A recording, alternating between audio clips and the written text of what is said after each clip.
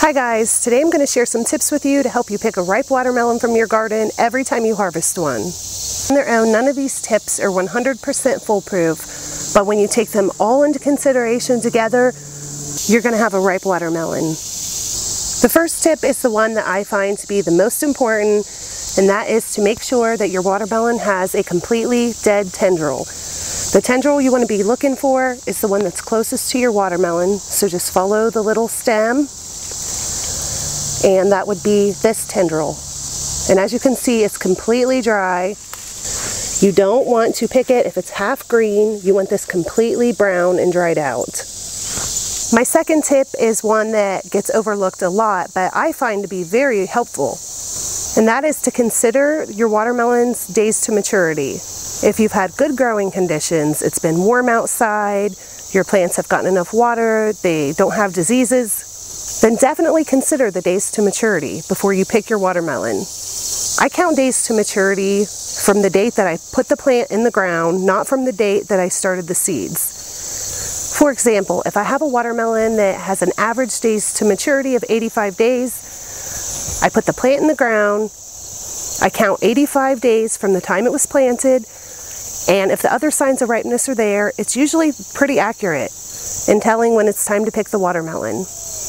My next tip is to look for a rough and bumpy appearance on your watermelon's rind. This is a sign that your watermelon is getting ripe or that it is ripe. The next sign of ripeness is to check your watermelon's underbelly to see if there's a yellow spot, a white spot, or a dark yellow spot. If you're growing a watermelon that has a really light green rind, the spot is not going to be yellow underneath, even if it's ripe. But it will have a white spot where it has been sitting on the ground. Basically, all this spot is telling you is that it's been sitting on the ground for a while. If you're growing a watermelon on a trellis, your watermelon isn't going to have a spot on the bottom of it. Another thing to consider is if your watermelon is still actively growing, you're seeing it getting larger every day, it's not ripe. My next tip is to give your watermelon a little press, and if there's a little bit of give there, that's also an indicator that your watermelon is ripe or could be getting ripe. You don't want to wait until the watermelon gets spongy. Obviously, then it's probably too ripe.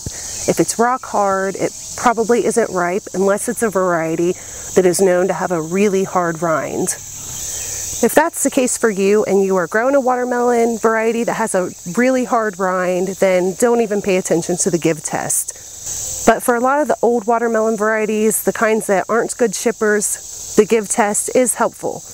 Alright guys, and that's it. I'm going to go ahead and pick this watermelon, and you really should use scissors, but I'm just pulling it off.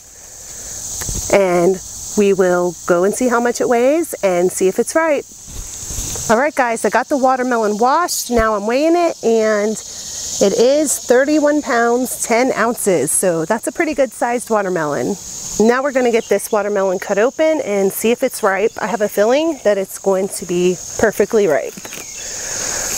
And it's splitting a little as I'm cutting it, and that's always a good sign.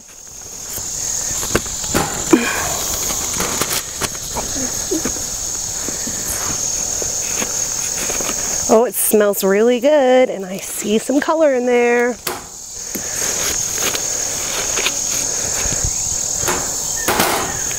All right, here we go. You want to help me? Yeah.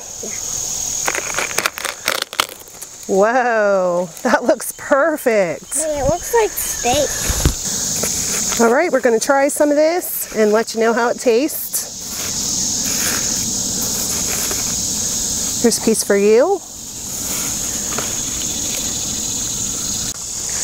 Wow, that's really good. Do you like it? It tastes like watermelon juice.